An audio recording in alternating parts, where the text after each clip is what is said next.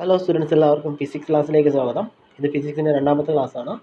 അപ്പോൾ ഈ വീഡിയോ കാണുന്നതിന് മുമ്പായിട്ട് നിങ്ങൾക്ക് പറ്റുമെങ്കിൽ ഫസ്റ്റ് പഠിച്ച വീഡിയോ ഒന്ന് കാണുക, കണ്ടതിന് ശേഷം ഇത് കാണുക, അല്ലെങ്കിൽ നിങ്ങൾക്ക് അന്ന് പഠിച്ചതിൻ്റെ ബാക്കി കണ്ടിന്യൂവേഷൻ കിട്ടാതാവും.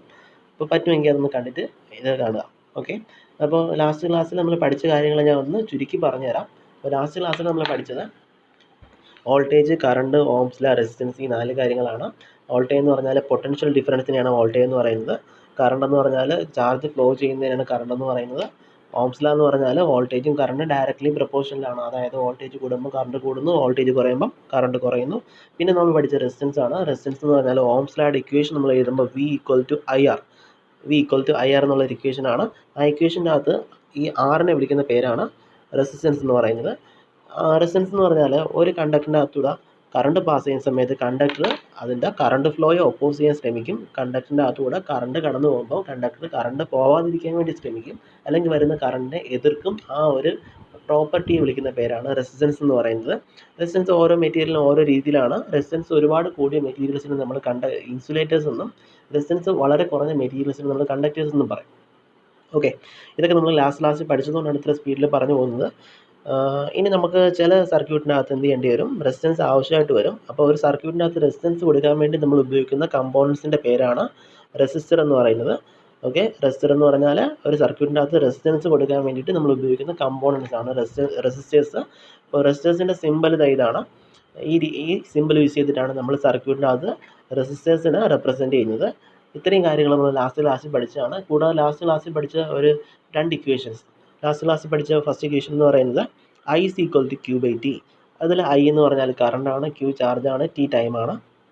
ഓക്കെ, സെക്കൻഡ് ഇക്വേഷൻ എന്ന് പറയുന്നത് ഓംസ് ലോയുടെ ഇക്വേഷൻ ആണ്, V = IR. ഈ 2 ഇക്വേഷൻസ് ആണ് നമ്മൾ ലാസ്റ്റ് ക്ലാസ്സിൽ പഠിച്ചത്.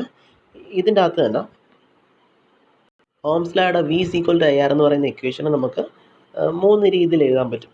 V = IR, അതിൽ നിന്ന് നമ്മൾ ഐയുടെ ഇക്വേഷൻ എഴുതി കഴിഞ്ഞാൽ I = V/R എന്നും, ആറിൻ്റെ ഇക്വേഷൻ എഴുതി കഴിഞ്ഞാൽ R = V/I എന്നും പറയാം. ഇത് ഇക്വേഷൻ അറേഞ്ച് ചെയ്ത് എഴുതി വെച്ചിരിക്കുന്നതാണ്. ഒരു ഇക്വേഷൻ പഠിച്ചാൽ മതി, അതിൽ നിന്ന് തന്നെ നമുക്ക് ഈ 3 ഇക്വേഷൻസ് എഴുതാൻ പറ്റും. ഓക്കെ, നമുക്കിന്ന് പുതിയ കാര്യങ്ങൾ പഠിക്കാം. അപ്പോൾ ഇന്നത്തെ ക്ലാസ്സിൽ നമ്മൾ പഠിക്കുന്നത് കോമ്പിനേഷൻ ഓഫ് റെസിസ്റ്റേഴ്സ് ആണ്. എന്ന് പറഞ്ഞാൽ നമ്മുടെ കയ്യിൽ 2 റെസിസ്റ്റേഴ്സ് ഉണ്ട്. ഒന്നാമത്തെ റെസിസ്റ്ററും ഇത് രണ്ടാമത്തെ റെസിസ്റ്ററുമാണ്. ഈ 2 റെസിസ്റ്റേഴ്സിന് നമുക്ക് 2 രീതിയിൽ കണക്ട് ചെയ്യാൻ പറ്റും. ആ കണക്ഷൻസിന് നോക്കാം. ഫസ്റ്റ് കണക്ഷൻ എന്ന് പറയുന്നത് ഇതുപോലെ എന്ത് ചെയ്യാം, നമുക്ക് റെസിസ്റ്റേഴ്സിനെ കണക്ട് ചെയ്യാം. ഇങ്ങനെ കണക്ട് ചെയ്തിട്ട് ഇതിനെ നമുക്ക് എന്ത് ചെയ്യാം, ബാറ്ററിയിൽ കണക്ട് ചെയ്യാൻ പറ്റും. അപ്പോൾ ഈ രീതിയിലുള്ള കണക്ഷനെ വിളിക്കുന്ന പേര് സീരീസ് കണക്ഷൻ എന്ന് പറയും. ഇപ്പോൾ റെസിസ്റ്റേഴ്സായിട്ട് നമ്മളിപ്പോൾ ഇവിടെ റെസിസ്റ്ററാണ് പറയുന്നതെങ്കിലും റെസിസ്റ്റേഴ്സിന് പകരം നമുക്ക് സർക്യൂട്ടിനകത്ത് ബൾബൊക്കെ യൂസ് ചെയ്യാം. അപ്പോൾ ഇതൊരു ബൾബാണ്, ഇത് അടുത്ത ബൾബാണ്. നമ്മുടെ കയ്യിൽ 2 ബൾബും ഒരു ബാറ്ററി ഉണ്ട്. ഇത് രണ്ടും നമുക്കൊരു സർക്യൂട്ടിൽ കണക്ട് ചെയ്യണം. അപ്പോൾ കണക്ട് ചെയ്യാൻ വേണ്ടിയിട്ട് 2 ബൾബിൻ്റെയും ഓരോ ബൾബിൽ നിന്നും 2 എൻഡ് പുറത്ത് വരുന്നുണ്ടല്ലോ. അപ്പോൾ ഈ എൻഡ്സ് എടുത്ത് നമുക്ക് എന്ത് ചെയ്യാം, ഈ രീതിയിൽ ജോയിൻ ചെയ്യാം. അപ്പോൾ ഒന്നാമത്തെ ബൾബിൻ്റെ എൻഡ് ഇതുപോലെ പിടിച്ചു കൊടുത്തു, 2 ബൾബിൻ്റെ ഓരോ എൻഡ് ഇതുപോലെ കണക്ട് ചെയ്തു. എന്നിട്ട് ബാക്കി രണ്ടാമത്തെ എൻഡ്സ് ഇതുപോലെ ബാറ്ററിയിൽ പിടിച്ച് കണക്ട് ചെയ്യുകയാണെങ്കിൽ ഇങ്ങനെയുള്ള കണക്ഷൻസിൽ നമുക്ക് എന്തെന്ന് പറയാം, സീരീസ് കണക്ഷൻ എന്ന് പറയാം. Okay, series connection. Series connection എല്ലാവർക്കും മനസ്സിലായോ? സീരീസ് കണക്ഷനിൽ നമ്മൾ ചെയ്യുന്നതാണ്, അങ്ങനെ വരച്ച് കാണിച്ചു തരാം. 2 ബൾബ് അതിൻ്റെ ഓരോ എൻഡും പിടിച്ച് കണക്ട് ചെയ്തിട്ട് ബാക്കി വരുന്ന 2 എൻഡ് ബാറ്ററിയിൽ പിടിച്ച് കണക്ട് ചെയ്യുകയാണെങ്കിൽ നമുക്ക് അതിനെ സീരീസ് കണക്ഷൻ എന്ന് പറയാം. ഓക്കെ, സീരീസ് കണക്ഷൻ്റെ അകത്ത് ഒരു കണക്ഷൻ സീരീസ് ആണോ വേറെ ടൈപ്പ് കണക്ഷനാണ് പാരലൽ എന്ന് പറയും. നമ്മൾ അടുത്ത് പറയുന്നത് പാരലലിനെ കുറിച്ചാണ്. ഒരു സർക്യൂട്ട് കണക്ഷൻ സീരീസ് ആണോ പാരലൽ ആണോ എന്ന് മനസ്സിലാക്കുന്നത് കറണ്ട് വെച്ചിട്ടാണ്. അപ്പോൾ ഈ ഒരു സർക്യൂട്ട് എടുത്താൽ ഈ സർക്യൂട്ടിൻ്റെ അകത്ത് ബാറ്ററിയിൽ നിന്ന് വരുന്ന കറണ്ടിന് എപ്പോഴും കറണ്ട് പാസ് ചെയ്യുന്നത് ബാറ്ററിയുടെ പോസിറ്റീവിൽ നിന്ന് നെഗറ്റീവിലോട്ടാണ്. അപ്പോൾ ഒരു സർക്യൂട്ടിൽ സെല്ല് കണ്ടു കഴിഞ്ഞാൽ എങ്ങനെയാണ് അതിൻ്റെ പോസിറ്റീവ് നെഗറ്റീവ് മനസ്സിലാക്കുന്നത്? അപ്പോൾ നോക്കിയേ, ഇവിടെ ഒരു സെല്ല് ഞാൻ എടുത്തിരിക്കുകയാണ്. സെല്ലിൻ്റെ അകത്ത് 2 ടെർമിനൽസ് വരും. ഈ വലിയ വര പോസിറ്റീവും ചെറിയ വര നെഗറ്റീവുമാണ്. അപ്പോൾ അതുപോലെ അവിടെ ഒരു സെല്ല് വരച്ചിരിക്കുകയാണ്. അപ്പോൾ അതിൻ്റെ അകത്ത് സെല്ലല്ല, ഇതിപ്പോൾ 2-3 സെല്ല് ചേരുമ്പോൾ അത് ബാറ്ററി ആവും. അപ്പോൾ ഇതൊരു ബാറ്ററിയാണ്. അപ്പോൾ ബാറ്ററിയുടെ പോസിറ്റീവും നെഗറ്റീവുമാണ്. ഈ പോസിറ്റീവിൽ നിന്ന് ആണ് കറണ്ട് സ്റ്റാർട്ട് ചെയ്യുന്നത്. കറണ്ട് സ്റ്റാർട്ട് ചെയ്യുന്ന പോസിറ്റീവിൽ നിന്ന് നെഗറ്റീവിലോട്ടാണ് കറണ്ട് ഫ്ലോ ചെയ്യുന്നത്. അപ്പോൾ ഇവിടെ നിന്ന് വരുന്ന പോസിറ്റീവ് എന്ന് വരുന്ന കറണ്ടിന് പോകാനായിട്ട് വേറെ വഴിയൊന്നുമില്ല, ഒരു വഴി മാത്രമേ ഉള്ളൂ. അങ്ങനെയുള്ള കണക്ഷൻസിനെ വിളിക്കുന്ന പേരാണ് സീരീസ് കണക്ഷൻ എന്ന് പറയും. അപ്പോൾ സീരീസ് കണക്ഷൻ എന്ന് പറഞ്ഞാൽ എന്താണ്? കറണ്ടിന് പോകാൻ ഒരു വഴി മാത്രമേ ഉള്ളൂ, ഒരു പാത്ത് മാത്രമേ ഉള്ളൂ എങ്കിൽ അങ്ങനെയുള്ള കണക്ഷൻസിനെ വിളിക്കുന്ന പേരാണ് സീരീസ് കണക്ഷൻ. ഈ ഫിഗർ ഞാൻ കുറച്ചുകൂടി നീറ്റായിട്ട് ഒന്നുകൂടെ വരച്ചു തരാം. അപ്പോൾ ഈ ഫിഗറിൽ കൊടുത്തിരിക്കുന്നത് ഒരു സീരീസ് കണക്ഷനാണ്. അപ്പോൾ പോസിറ്റീവ് ടെർമിനലിൽ നിന്ന് വരുന്ന കറണ്ട് തിരിച്ച് നെഗറ്റീവിലോട്ട് വരുന്നു. നെഗറ്റീവിൽ വരുന്ന വഴിക്ക് കറണ്ടിന് പോകാനായിട്ട് വേറെ ഒരു പാത്തുമില്ല, ഒരു പാത്ത് മാത്രമേ ഉള്ളൂ. അപ്പോൾ ഇങ്ങനെയുള്ള കണക്ഷൻസിനെ സീരീസ് കണക്ഷൻ എന്ന് പറയും. ഇനി രണ്ടാമത്തെ ടൈപ്പ് കണക്ഷനാണ് പാരലൽ കണക്ഷൻ. ഈ കണക്ഷൻ നിങ്ങൾ നോക്കിക്കഴിഞ്ഞാൽ കാണാൻ പറ്റും, രണ്ട് റെസിസ്റ്റേഴ്സ് എടുത്തേക്കാണ്, R1 R2. അപ്പോൾ ഈ പോസിറ്റീവിൻ്റെ ടെർമിനലിൽ നിന്ന് വരുന്ന കറണ്ട് ഈ ഒരു എൻഡിലെത്തുന്ന സമയത്ത് ഇതിന് പോകാനായിട്ട് രണ്ട് പാത്ത് വരാണ്, രണ്ട് പാത്ത് ഇതുപോലെ വരാണ്. അപ്പോൾ ഈ കേസിൽ എന്തെങ്കിലും കറണ്ട് ഡിവൈഡ് ചെയ്ത് പോവാണ്, ഓരോ പാത്തിൽ കൂടെയും പോകുന്ന ഓരോ കറണ്ട് ആയിരിക്കും. ഇതുപോലെ കറണ്ട് ഡിവൈഡ് ചെയ്ത് പോവുകയാണെങ്കിൽ അതിന് നമ്മൾ അങ്ങനെയുള്ള കണക്ഷൻസിനെ വിളിക്കുന്ന പേരാണ് പാരലൽ കണക്ഷൻ എന്ന് പറയുന്നത്. ഫസ്റ്റ് കണക്ഷൻ സീരീസ് കണക്ഷൻ, അതിൻ്റെ അകത്ത് കറണ്ട് സെയിം ആയിരുന്നു, കറണ്ടിന് പോകാൻ ഒരു പാത്തേ ഉണ്ടായിരുന്നുള്ളൂ. രണ്ടാമത്തെ connection parallel connection. Parallel connection എടുത്തു കഴിഞ്ഞാൽ കറണ്ടിന് പോകാൻ രണ്ട് പാത്തുണ്ട്. അപ്പോൾ ഈ രീതിയിൽ രണ്ട് കണക്ഷൻസ് ആണ് നമുക്ക് വരുന്നത്. ഇനി നമ്മുടെ റിയൽ ലൈഫിൽ അല്ലെങ്കിൽ സർക്യൂട്ടൊക്കെ എടുക്കുന്ന സമയത്ത് ഇതിന് രണ്ടിൻ്റെയും കോമ്പിനേഷൻസും വരാറുണ്ട്. അപ്പോൾ തൽക്കാലം നിങ്ങൾ ഇത്തിരി പഠിച്ചു വെച്ചിരിക്കുക. സീരീസ് കണക്ഷനും പാരലൽ കണക്ഷനും. സീരീസ് കണക്ഷൻ ആണെങ്കിൽ അതിൻ്റെ അകത്ത് കറണ്ടിന് ഇപ്പോൾ ഒരു പാത്തേ ഉള്ളൂ. പാരലൽ കണക്ഷൻ ആണെങ്കിൽ കറണ്ടിന് പോകാനായിട്ട് രണ്ട് പാത്ത് തന്നെ ഓർമ്മയൊന്നുമില്ല, എത്ര പാത്ത് വേണമെങ്കിലും വരാം. ഒന്നിൽ കൂടുതൽ പാത്ത് വരികയാണെങ്കിൽ നമുക്കതിനെ പാരലൽ കണക്ഷൻ എന്ന് പറയാം. ഇനി നമുക്ക് സീരീസ് കണക്ഷൻ്റെ ബാക്കി പ്രത്യേകതകൾ എന്തൊക്കെയാണെന്ന് നോക്കാം. നമ്മൾ നേരത്തെ കണ്ടതാണ് സീരീസ് കണക്ഷൻ്റെ അകത്ത് കറണ്ട് സെയിം ആണ്, വോൾട്ടേജ് ഡിഫറൻ്റ് ആണ്. ഇപ്പോൾ തൽക്കാലം ഇങ്ങനെ പഠിച്ചു വെച്ചിരിക്കുക, കറണ്ട് സെയിം ആവുന്ന സമയത്ത് വോൾട്ടേജ് ഡിഫറൻ്റ് ആയിരിക്കും. അതായത് ഇതിൻ്റെ അകത്തുള്ള ഓരോ റെസിസ്റ്റേഴ്സ് എടുക്കുമ്പം ഓരോ റെസിസ്റ്റേഴ്സിനും കിട്ടുന്ന വോൾട്ടേജ് ഓരോന്നായിരിക്കും. R1 കിട്ടുന്ന വോൾട്ടേജ് V1 ആണ്, R2 കിട്ടുന്ന വോൾട്ടേജ് V2 ആണ്, R3 കിട്ടുന്ന വോൾട്ടേജ് V3 ആണ്. അപ്പം സീരീസ് ആയിട്ട് സർക്യൂട്ടിൽ റെസിസ്റ്റേഴ്സ് കണക്ട് ചെയ്ത് കഴിഞ്ഞാൽ ഓരോ റെസിസ്റ്റേഴ്സിനും കിട്ടുന്ന വോൾട്ടേജ് ഡിഫറൻ്റ് ആയിരിക്കും. എല്ലാത്തിനും കിട്ടുന്ന കറണ്ട് സെയിം ആണ്, വോൾട്ടേജ് ഡിഫറൻ്റ് ആണ്. രണ്ട് പോയിന്റ്സ് നമ്മൾ പഠിച്ചു. അടുത്ത മൂന്നാമത്തെ പോയിന്റ് എന്ന് പറയുന്നത് equivalent resistance will be increases when A new resistor is inserted. നമ്മൾ സർക്യൂട്ടിൻ്റെ അകത്ത് ഇനിയും റെസിസ്റ്റേഴ്സ് ആഡ് ചെയ്തുകൊണ്ടിരുന്നു കഴിഞ്ഞാൽ ഈ സർക്യൂട്ടിൻ്റെ ഇക്വലൻ്റ് റെസിസ്റ്റൻസ് എന്ന് പറഞ്ഞാൽ ഈ മൂന്ന് റെസിസ്റ്റേഴ്സിന് പകരം അതിൻ്റെ അതേ എഫക്റ്റുള്ള പുതിയൊരു റെസിസ്റ്റൻസ് വയ്ക്കുകയാണെങ്കിൽ നമ്മൾ അതിനെ വിളിക്കുന്ന പേരാണ് ഇക്വലൻ്റ് റെസിസ്റ്റൻസ് എന്ന് പറയുന്നത്. അതായത് ഉള്ളത് എത്രയാണോ അതിൻ്റെ അതേ എഫക്റ്റ് വരുന്ന പുതിയൊരു റെസിസ്റ്റൻസിനെ വിളിക്കുന്ന പേരാണ് ഇക്വലൻ്റ് റെസിസ്റ്റൻസ് എന്ന് പറയുന്നത്. അപ്പോൾ ഒരു സീരീസ് സർക്യൂട്ടിൻ്റെ അകത്ത് പുതിയ റെസിസ്റ്റൻസ് ആഡ് ചെയ്തുകൊണ്ടിരിക്കുന്നതനുസരിച്ച് സർക്യൂട്ടിൻ്റെ ഇക്വലൻ്റ് റെസിസ്റ്റൻസ് കൂടി വരും, മറന്നു വരുന്നത്. സീരീസ് കണക്ഷൻ്റെ പ്രത്യേകതയാണ്. സീരീസ് കണക്ഷൻ്റെ അകത്ത് നമ്മൾ പുതിയ റെസിസ്റ്റേഴ്സ് ആഡ് ചെയ്യുന്നതനുസരിച്ച് സർക്യൂട്ടിൻ്റെ ഇക്വലൻ്റ് റെസിസ്റ്റൻസ് കൂടി വരും. മൂന്ന് പ്രത്യേകത പറഞ്ഞു, ഒന്നുകൂടെ പറയാം. ഫസ്റ്റ് പോയിന്റ് എന്ന് പറയുന്നത് കറണ്ട് സെയിം ആണ്. രണ്ടാമത്തെ പോയിന്റ് വോൾട്ടേജ് ഡിഫറൻ്റ് ആണ്, ഓരോന്നിനും ഓരോ വോൾട്ടേജ് ആണ്. മൂന്നാമത്തെ പോയിന്റ് നമ്മൾ പുതിയ റെസിസ്റ്റൻസ് ഇൻസേർട്ട് ചെയ്യുന്നതനുസരിച്ച് സർക്യൂട്ടിൻ്റെ ഇക്വലൻ്റ് റെസിസ്റ്റൻസ് കൂടി വരുന്നു. അടുത്ത പ്രത്യേകത, ഇതിൻ്റെ അകത്തുള്ള വോൾട്ടേജ് നമ്മൾ നോക്കുകയാണെങ്കിൽ ഏത് റെസിസ്റ്ററിനാണ് അതിൻ്റെ വാല്യൂ കൂടുതൽ അതിൻ്റെ വോൾട്ടേജ് കൂടുതലായിരിക്കും. ഇപ്പോൾ സപ്പോസ് ഇതിൻ്റെ അകത്ത് ടോട്ടലായിട്ട് ഒരു 30 വാൾട്ടുള്ളെന്ന് വിചാരിച്ചോളൂ.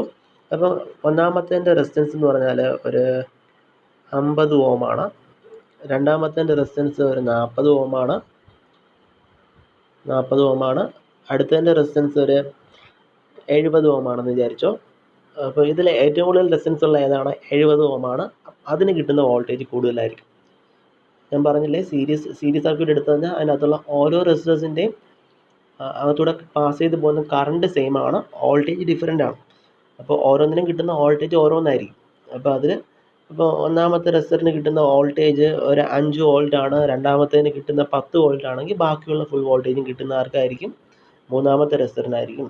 അതായത് എല്ലാ വാല്യൂസും ആഡ് ചെയ്യുമ്പം ഇത് ഓരോന്നിനും കിട്ടുന്ന റെസിസ്റ്റേഴ്സ് വോൾട്ടേജ് ആഡ് ചെയ്ത് എടുത്തു കഴിഞ്ഞാൽ കിട്ടുന്നത് 30 ആയിരിക്കും.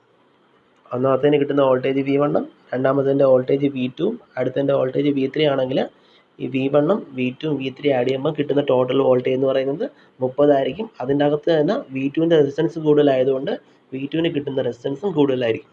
അപ്പോൾ എത്രയാണ് നമ്മൾ പറഞ്ഞത്? അങ്ങനെ പറയാം. മൂന്ന് പോയിന്റ്സ്, മൂന്ന് പ്രത്യേകതകൾ പറഞ്ഞു.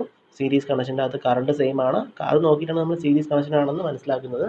കറണ്ട് സെയിം ആണ്. രണ്ടാമത് പറഞ്ഞത് വോൾട്ടേജ് ഡിഫറൻ്റ് ആണ്. മൂന്നാമത് പറഞ്ഞത് ഇക്വലൻ്റ് റെസിസ്റ്റൻസ് എന്ന് പറയുന്നത് ഇൻക്രീസ് ചെയ്യും. പുതിയ റെസിസ്റ്റർ ആഡ് ചെയ്യുന്നതനുസരിച്ച് ഇക്വലൻ്റ് റെസിസ്റ്റൻസ് കൂടി വരുന്നുണ്ട്. നാലാമത്തെ പോയിന്റ് എന്ന് പറയുന്നത് ഹൈ റെസിസ്റ്റൻസ് ഏതാണ് അതിന് കിട്ടുന്ന വോൾട്ടേജ് കൂടുതലായിരിക്കും. ഇനി നമ്മൾ സീരീസ് ആയിട്ട് കണക്ട് ചെയ്യുന്നത് നമ്മുടെ വീട്ടിൽ ഉപയോഗിക്കുന്ന ഫ്യൂസ്, സ്വിച്ച് ഇതൊക്കെ സർക്യൂട്ടിൽ നമ്മൾ കണക്ട് ചെയ്യുന്നത് സീരീസ് ആയിട്ടാണ്. ഇത്രയും മനസ്സിലായോ? ഇനി ലാസ്റ്റ് കൊടുത്തിരിക്കുന്ന ഇക്വലൻ്റ് റെസിസ്റ്റൻസിൻ്റെ ഇക്വേഷൻ ആണ്. ഇക്വലൻ്റ് റെസിസ്റ്റൻസ് എന്ന് പറഞ്ഞു കഴിഞ്ഞാൽ ഒരു സർക്യൂട്ടിന് ഞാൻ ഇപ്പോൾ പറഞ്ഞതേ ഉള്ളൂ, സർക്യൂട്ടിനകത്തുള്ള എല്ലാ റെസിസ്റ്റൻസും മാറ്റിയിട്ട് അതിന് പകരം അതിൻ്റെ അതേ എഫക്റ്റ് ഉള്ള പുതിയൊരു റെസിസ്റ്റൻസ് വെക്കുകയാണെങ്കിൽ നമ്മൾ അതിനെ വിളിക്കുന്ന പേരാണ് ഇക്വലൻ്റ് റെസിസ്റ്റൻസ് എന്ന് പറയുന്നത്. അതിൻ്റെ equation equivalent resistance R1 + R2 + R3. ഇതാണ് ഇക്വലൻ്റ് റെസിസ്റ്റൻസിൻ്റെ ഇക്വേഷൻ എന്ന് പറയുന്നത്.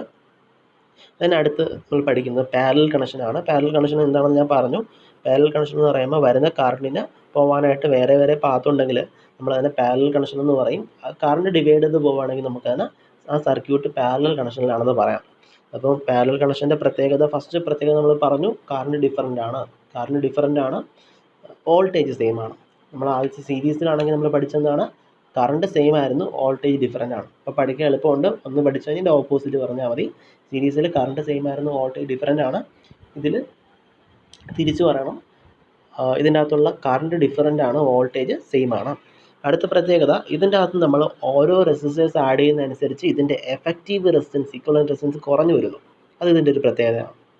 മറന്നു വരുത്, തൊട്ട് മുമ്പത്തേലാണെങ്കിൽ ഓരോ റെസിസ്റ്റേഴ്സ് ആഡ് ചെയ്യുന്നതനുസരിച്ച് ഇക്വലൻ്റ് റെസിസ്റ്റൻസ് കൂടി വരും. ഇപ്പോഴത്തെ പാരലൽ കണക്ഷൻ എടുത്തു കഴിഞ്ഞാൽ അതിൻ്റെ അകത്തുള്ള ഓരോ റെസിസ്റ്റേഴ്സും എടുക്കുമ്പം പുതിയ റെസിസ്റ്റൻസ് ആഡ് ചെയ്യുന്നതനുസരിച്ച് സർക്യൂട്ടിൻ്റെ ഇക്വലൻ്റ് റെസിസ്റ്റൻസ് കുറയാണ് ചെയ്യുന്നത്. ഇനി അതുപോലെ തന്നെ ഇതിൻ്റെ അകത്ത് ഏത് റെസിസ്റ്ററിനാണ് വാല്യൂ കുറവ് അതിൽ കൂടെ കൂടുതൽ കറണ്ട് പാസ് ചെയ്ത് പോകും. തൊട്ട് മുമ്പത്തേലായിരുന്നെങ്കിൽ എന്തായിരുന്നു, ഏതിനാണ് വോൾട്ടേജ് കൂടുതൽ, ഏതിനാണ് റെസിസ്റ്റൻസ് കൂടുതൽ അതിൽ കിട്ടുന്ന വോൾട്ടേജ് കൂടുതലായിരിക്കും, അതിന് കൂടുതൽ വോൾട്ടേജ് കിട്ടും. ഇപ്പം നമ്മൾ പറഞ്ഞ എന്താണ്, ഏതിനാണ് റെസിസ്റ്റൻസ് കുറവ് അതിൽ കൂടെ കൂടുതൽ കറണ്ട് പാസ് ചെയ്ത് പോകും. ഇനി നമ്മൾ വീട്ടിൽ ഉപയോഗിക്കുന്ന ഇലക്ട്രിഫിക്കേഷൻ, നമ്മുടെ വീട്ടിൽ ചെയ്യുന്ന വയറിംഗ് ഒക്കെ പാരലൽ കണക്ഷനായിട്ടാണ് ചെയ്യുന്നത്. പിന്നെ ഇതിൻ്റെ ഈ പാരലൽ കണക്ഷൻ്റെ വേറെ ഒരു പ്രത്യേകതയാണ്, ഏറ്റവും വലിയൊരു പ്രത്യേകതയാണ്, ഈ പാരലൽ കണക്ഷനായിട്ട് ചെയ്തു കഴിഞ്ഞാൽ നമുക്ക് ഇതിൻ്റെ അകത്തുള്ള ഓരോ ഉപകരണങ്ങളെയും പ്രത്യേകം കൺട്രോൾ ചെയ്യാൻ പറ്റും. അതായത് നമ്മുടെ വീട്ടിൽ നമ്മൾ ഒരു സ്വിച്ച് ഓൺ ചെയ്യുന്ന സമയത്ത് ഒരു ബൾബായിരിക്കും കത്തുന്നത്, ഒരു ഫാനിന് ഒരു സ്വിച്ച് ആയിരിക്കും. അപ്പോൾ ഓരോന്നിനും പ്രത്യേകം സ്വിച്ച് നമുക്ക് വയ്ക്കാൻ പറ്റും. അപ്പോൾ ഓരോന്നും ഓൺ ചെയ്യുന്ന സമയത്ത് ഒരു സ്വിച്ച് ഓൺ ചെയ്യുന്ന സമയത്ത് അതുമായിട്ട് ബന്ധപ്പെട്ടിരിക്കുന്ന ഉപകരണമായിരിക്കും വർക്ക് ചെയ്യുന്നത്. പക്ഷേ ഈ പറഞ്ഞ കാര്യം, ഈ പ്രത്യേകം കൺട്രോൾ ചെയ്യാൻ പറ്റുന്ന കാര്യം നമുക്ക് സീരീസ് സർക്യൂട്ടിനകത്ത് പോസിബിൾ അല്ല. അത് സീരീസിൻ്റെ ഒരു പോരായ്മയാണ്. സീരീസിൻ്റെ അകത്ത് നമുക്ക് എന്ത് ചെയ്യാൻ പറ്റില്ല, ഓരോ ഉപകരണങ്ങളെയും പ്രത്യേകം കൺട്രോൾ ചെയ്യാൻ പറ്റത്തില്ല. പക്ഷേ പാരലൽ കണക്ഷനിലാണെങ്കിൽ അത് എളുപ്പമാണ്, നമുക്ക് അതിനകത്തുള്ള ഓരോ ഉപകരണങ്ങളെയും പ്രത്യേകം കൺട്രോൾ ചെയ്യാൻ പറ്റും. ഓക്കെ, അപ്പോൾ അത് ഞാൻ ഇതിൻ്റെ അകത്ത് എഴുതിയിട്ടില്ല, ഒന്ന് ഓർത്തോളണം. നോട്ടിനകത്ത് ഞാൻ കൊടുത്തിട്ടില്ല. ഇതിൻ്റെ അകത്തുള്ള ഓരോ ഉപകരണങ്ങളെയും ഓരോ ഡിവൈസിനെയും പ്രത്യേകം കൺട്രോൾ ചെയ്യാൻ പറ്റും. എങ്ങനെയാണ് കൺട്രോൾ ചെയ്യാൻ പറ്റുന്നതെന്ന് കാണിച്ചു തരാം. അപ്പോൾ ഇതിനകത്ത് ഇത് നമ്മുടെ R1 ആണ്. ഈ R1 വരുന്ന കറണ്ട് വരുന്ന ആ ഒരു പാത്തിൽ നമ്മൾ ഒരു സ്വിച്ച് വയ്ക്കുകയാണെങ്കിൽ, ഓക്കെ, ഈ സ്വിച്ച് ഓൺ ചെയ്യുന്ന സമയത്ത് മാത്രം, അതായത് ഈ രണ്ട് കോണ്ടാക്റ്റും ടച്ച് ചെയ്യുന്ന സമയത്തായിരിക്കും ആ സ്വിച്ച് ഓൺ ആവുന്നത്. ഓൺ ചെയ്യുന്ന സമയത്ത് മാത്രമേ കറണ്ടിന് എന്ത് ചെയ്യാൻ പറ്റുള്ളൂ, ഇങ്ങനെ ഫ്ലോ ചെയ്യാൻ പറ്റുള്ളൂ. അത് കോണ്ടാക്റ്റ് ഇരിക്കാത്ത സമയത്ത് അത് ഓഫായിരിക്കും. ഇത് നമുക്കിവിടെ പോസിബിൾ ആണ്. അതായത് നമ്മൾ വെക്കുന്ന സ്വിച്ചിൻ്റെ പൊസിഷൻസ് നോക്കണം. അപ്പോൾ R1 സ്വിച്ച് ഇത് അവിടെ വെക്കുകയാണ്, R2 സ്വിച്ച് ഇവിടെ വെക്കുകയാണ്, R3 ഒരു സ്വിച്ച് ഇവിടെ വെക്കുകയാണ്. അപ്പോൾ ഇങ്ങനെ നമ്മൾ സ്വിച്ച് വെച്ച് കഴിഞ്ഞാൽ നമുക്ക് ഇതിൻ്റെ അകത്തുള്ള ഓരോ ഉപകരണങ്ങളെയും പ്രത്യേകം കൺട്രോൾ ചെയ്യാൻ പറ്റും. അതാണ് പാരലലിൻ്റെ വേറൊരു പ്രത്യേകത. അപ്പോൾ ഈ പ്രോപ്പർട്ടീസ് ഞാൻ ഒന്നുകൂടെ പറയാം. സീരീസിൻ്റെ അകത്ത് കറണ്ട് സെയിം ആണ്, വോൾട്ടേജ് ഡിഫറൻ്റ് ആണ്, ഓരോ റെസിസ്റ്റൻസ് ആഡ് ചെയ്യുന്നതനുസരിച്ച് ഇക്വലൻ്റ് റെസിസ്റ്റൻസ് കൂടി വരുന്നുണ്ട്. ഏത് റെസിസ്റ്റൻസിനാണ് റെസിസ്റ്റൻസ് കൂടുതൽ അതിൻ്റെ വോൾട്ടേജ് കൂടുതലായിരിക്കും. ഇനി സ്വിച്ച്, ഫ്യൂസ് ഇതൊക്കെ നമ്മൾ സർക്യൂട്ടിനകത്ത് കണക്ട് ചെയ്യുന്നത് സീരീസ് ആയിട്ടാണ്. ഇനി നമ്മൾ equivalent റെസിസ്റ്റൻസിൻ്റെ equation R1 + R2 + R3. ഇത്രയാണ് സീരീസിൻ്റെ പ്രത്യേകത. പാരലൽ എടുക്കുമ്പോൾ, അത് സീരീസ് പഠിച്ചു കഴിഞ്ഞാൽ പാരലൽ നമുക്ക് കമ്പയർ ചെയ്ത് പറയാൻ പറ്റും. പാരലലിൻ്റെ പ്രത്യേകത, അതിനകത്തുള്ള വോൾട്ടേജ് സെയിം ആണ്, കറണ്ട് ഡിഫറൻ്റ് ആണ്. ഇക്വലൻ്റ് റെസിസ്റ്റൻസ് നമ്മൾ ഓരോന്ന് ആഡ് ചെയ്യുന്നതനുസരിച്ച് കുറഞ്ഞു വരുന്നതായിട്ട് കാണുന്നുണ്ട്. ഇനി നമ്മൾ ഏതിനാണോ റെസിസ്റ്റൻസ് കുറവ് അതിൽ കൂടെയുള്ള കറണ്ട് ഫ്ലോ കൂടുതലായിരിക്കും. ഇനി ഇക്വലന്റ് റെസിസ്റ്റൻസിൻ്റെ ഇക്വേഷൻ അത് ശ്രദ്ധിക്കണം. ഇക്വലന്റ് റെസിസ്റ്റൻസ് R ആണെങ്കിൽ അതിൻ്റെ ഇക്വേഷൻ എന്ന് പറയുന്നത് 1/R = 1/R1 + 1/R2 + 1/R3. ഇതാണ് ഇക്വലന്റ് റെസിസ്റ്റൻസിൻ്റെ ഇക്വേഷൻ എന്ന് പറയുന്നത്. നമുക്കിതൊക്കെ വെച്ചിട്ടുള്ള പ്രോബ്ലംസ് ചെയ്യാം. അപ്പോൾ നിങ്ങൾക്ക് ഈ പഠിക്കുന്ന കാര്യങ്ങൾ കുറച്ച് ക്ലിയർ ആവും. നിങ്ങൾ ചെയ്യേണ്ടത് ഈ നോട്ട് ഞാൻ നിങ്ങൾക്ക് അയച്ചു തന്നിട്ടുണ്ട്. ആ നോട്ട് വെച്ചിട്ട് പഠിക്കുക. നോട്ട് വെച്ചിട്ട് നന്നായിട്ട് പഠിക്കുക. ഈ കാര്യങ്ങളൊക്കെ നിങ്ങൾ മനസ്സിലാക്കിയതിന് ശേഷം കാണാൻ പഠിച്ച് വെച്ചിരിക്കുക. വെറുതെ കാണാൻ പഠിച്ചു കഴിഞ്ഞാൽ നിങ്ങൾ കുറച്ച് ദിവസം കഴിയുമ്പോൾ മറന്നു പോകും. അപ്പോൾ കാര്യങ്ങൾ മനസ്സിലാക്കി വെച്ചിട്ട് ഓരോ പോയിൻറ്റ്സ് ആയിട്ട് പഠിച്ചു വെച്ചിരിക്കുക. ഓക്കെ. അപ്പോൾ ഇനി നമുക്ക് അടുത്ത് നമ്മുടെ ചാപ്റ്ററിലോട്ട് കിടക്കാം. ഇത്രയും പറഞ്ഞത് ഈ 2 ക്ലാസ്സിലും ഇത്രയും നേരം പറഞ്ഞുകൊണ്ടിരുന്നത് നമ്മുടെ ചാപ്റ്ററിൻ്റെ ബേസാണ്. ഇനിയാണ് നമ്മൾ ആക്ച്വൽ ചാപ്റ്ററിലോട്ട് കിടക്കുന്നത്.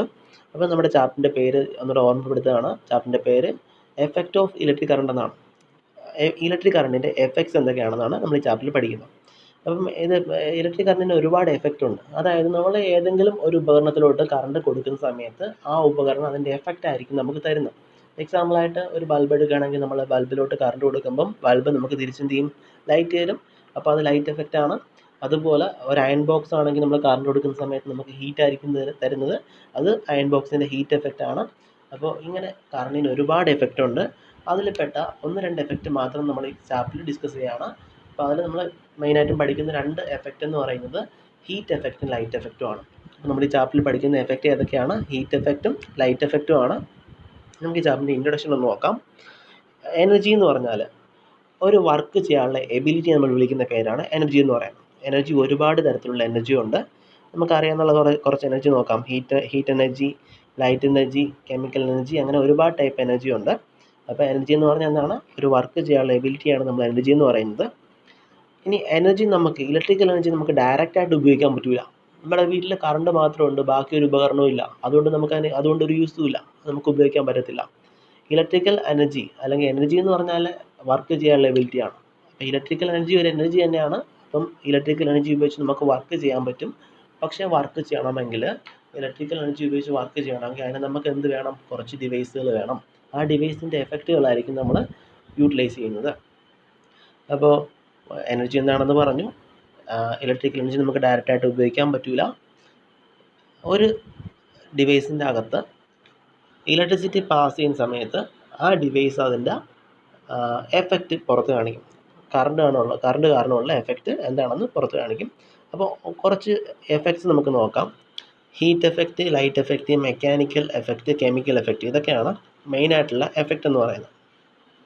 ഹീറ്റ് എഫക്റ്റ് എന്ന് പറഞ്ഞാൽ ഒരു ഉപകരണത്തിൻ്റെ അകത്ത്, ഒരു ഡിവൈസിൻ്റെ അകത്ത് നമ്മൾ കറണ്ട് കൊടുക്കുമ്പം അത് നമുക്ക് തിരിച്ച് ഹീറ്റാണ് തരുന്നതെങ്കിൽ നമുക്ക് അവിടുത്തെ എഫക്റ്റിന് ഹീറ്റ് എഫക്റ്റ് എന്ന് പറയാം. ഒരു ഉപകരണത്തിൽ, ഒരു ഡിവൈസിൽ നമ്മൾ കറണ്ട് കൊടുക്കുന്ന സമയത്ത് തിരിച്ച് ലൈറ്റാണ് തരുന്നതെങ്കിൽ നമുക്ക് ലൈറ്റ് എഫക്റ്റ് എന്ന് പറയാം. അതുപോലെ മെക്കാനിക്കൽ എഫക്റ്റ് എന്ന് പറയുമ്പോൾ നമ്മൾ കറണ്ട് കൊടുക്കുമ്പോൾ അത് റൊട്ടേറ്റ് ചെയ്യുകയാണെങ്കിൽ നമുക്ക് അതിനെ മെക്കാനിക്കൽ എഫക്റ്റ് എന്നും, കറണ്ട് ഉപയോഗിച്ച് എന്തെങ്കിലും കെമിക്കൽ റിയാക്ഷൻസ് ആണ് നടത്തുന്നതെങ്കിൽ നമുക്കതിനെ കെമിക്കൽ എഫക്റ്റ് എന്നും പറയാം. ഇനി നമ്മുടെ ഈ ചാപ്റ്ററിൽ നമ്മൾ പഠിക്കുന്ന 2 കാര്യങ്ങൾ പറഞ്ഞു. 2 എഫക്റ്റ് ഏതൊക്കെയാണ്? ഹീറ്റ് എഫക്റ്റും ലൈറ്റ് എഫക്റ്റും. നമുക്കൊരു ടേബിൾ നോക്കാം. ആ ടേബിളിൽ കുറച്ച് ഡിവൈസും അതിൻ്റെ എനർജി കൺവേർഷൻസും ആണ് കൊടുത്തിരിക്കുന്നത്. ഫസ്റ്റ് ഡിവൈസ് എന്ന് പറയുന്നത് ബൾബാണ്. ബൾബ് എടുത്താൽ അതിനകത്തുള്ള എനർജി ചേഞ്ച് എന്ന് പറഞ്ഞാൽ എനർജി കൺവേർഷൻ എന്ന് പറയുന്നത് ഇലക്ട്രിക്കൽ എനർജി ലൈറ്റായിട്ട് കൺവേർട്ട് ചെയ്യുന്നുണ്ട്. അപ്പോൾ അവിടെ നമ്മൾ യൂസ് ചെയ്യുന്ന, അല്ലെങ്കിൽ അവിടുത്തെ നമ്മുടെ എഫക്റ്റ്, നമ്മൾ യൂട്ടിലൈസ് ചെയ്യുന്ന എഫക്റ്റ് എന്ന് പറയുന്നത് ലൈറ്റ് എഫക്റ്റ് ആണ്. ഒന്നുകൂടെ പറയാം. ബൾബ് എടുക്കുന്ന സമയത്ത് അവിടെ ഉണ്ടാകുന്ന എനർജിയിൽ വരുന്ന ചേഞ്ച്, ബൾബിൽ കൊടുക്കുന്ന എനർജി ഇലക്ട്രിക്കൽ എനർജിയാണ്, നമുക്ക് തിരിച്ച് തരുന്നത് ലൈറ്റ് എനർജിയാണ്. അപ്പോൾ electrical energy to light energy എന്ന് പറയുന്നതാണ് അവിടുത്തെ കൺവേർഷൻ. അപ്പോൾ അവിടെ നമ്മൾ യൂട്ടിലൈസ് ചെയ്യുന്ന എഫക്റ്റ് എന്ന് പറയുന്നത് ലൈറ്റിംഗ് എഫക്റ്റ് ആണ്. ദെൻ അടുത്ത് നമ്മൾ ഫാനാണ്. ഫാൻ പറയുമ്പോൾ ഫാനിൽ നമ്മൾ കറണ്ട് കൊടുക്കുന്നുണ്ട്, അത് നമുക്ക് തിരിച്ചു തരുന്ന മെക്കാനിക്കൽ എനർജിയാണ്. അവിടുത്തെ എഫക്റ്റ് മെക്കാനിക്കൽ എഫക്റ്റ് ആണ്. മിക്സറിലും കറണ്ട് കൊടുക്കുമ്പോൾ അത് റൊട്ടേറ്റ് ചെയ്യും. അപ്പോൾ അവിടെ എന്ത് തന്നെയാണ്? മെക്കാനിക്കൽ എഫക്റ്റ് ആണ്. അയൺ ബോക്സ് കറണ്ട് കൊടുക്കുമ്പോൾ ഹീറ്റ് ആയിരിക്കും തരുന്നത്, ഹീറ്റ് എനർജിയാണ്. അപ്പോൾ ഇലക്ട്രിക്കൽ ടു ഹീറ്റ് എനർജി, അവിടുത്തെ എഫക്റ്റ് എന്ന് പറയുന്നത് ഹീറ്റിംഗ് എഫക്റ്റ് ആണ്. ബാറ്ററി ചാർജ് ചെയ്യുന്ന സമയത്താണെങ്കിൽ നമ്മൾ അതിലോട്ട് കറണ്ട് കൊടുക്കുന്നു, അപ്പോൾ അതിൻ്റെ അകത്ത് കെമിക്കൽ റിയാക്ഷൻസ് നടക്കുന്നുണ്ട്. അപ്പോൾ അവിടുത്തെ എഫക്റ്റ് കെമിക്കൽ എഫക്റ്റും. ഇലക്ട്രിക് ഹീറ്റർ എടുത്തു കഴിഞ്ഞാൽ കറണ്ട് കൊടുക്കുന്നു, ആ ഹീറ്റ് ആയിരിക്കും തിരിച്ചു തരുന്നത്, അവിടുത്തെ എഫക്റ്റ് എന്ന് പറയുന്നത് ഹീറ്റിംഗ് എഫക്റ്റ് ആണ്. ഇത്രയും എഫക്ട്സ് ആണ് നമുക്ക് ഈ ടേബിളിൽ നമ്മൾ കാണിച്ചിരിക്കുന്നത്. ഇനിയും ഇത് പറയാത്ത ഒരുപാട് എഫക്റ്റുകളുണ്ട്. ഇതൊക്കെ അവിടെ നിൽക്കട്ടെ. അപ്പോൾ നമുക്ക് ഈ ചാപ്റ്ററിൽ നമ്മൾ പഠിക്കുന്ന 2 എഫക്റ്റ് എന്ന് പറയുന്നത് ഹീറ്റ് എഫക്റ്റും ലൈറ്റ് എഫക്റ്റും ആണ്. ഓക്കെ. ഇന്ന് പഠിപ്പിച്ച കാര്യങ്ങൾ എല്ലാവർക്കും മനസ്സിലായെന്ന് വിശ്വസിക്കുന്നു. അപ്പോൾ ഇനി എന്തെങ്കിലും ഡൗട്ട് കാര്യങ്ങൾ എന്തെങ്കിലും ഉണ്ടെങ്കിൽ നിങ്ങൾ എന്ത് ചെയ്യണം, ഗ്രൂപ്പിൽ ഡിസ്കസ് ചെയ്യണം. അപ്പോൾ നിങ്ങളുടെ ഡൗട്ട് ഞാൻ ക്ലിയർ ചെയ്ത് തരുന്നതാണ്. ബാക്കി കാര്യങ്ങൾ നമുക്ക് അടുത്ത ക്ലാസ്സിൽ പഠിക്കാം. Thank you.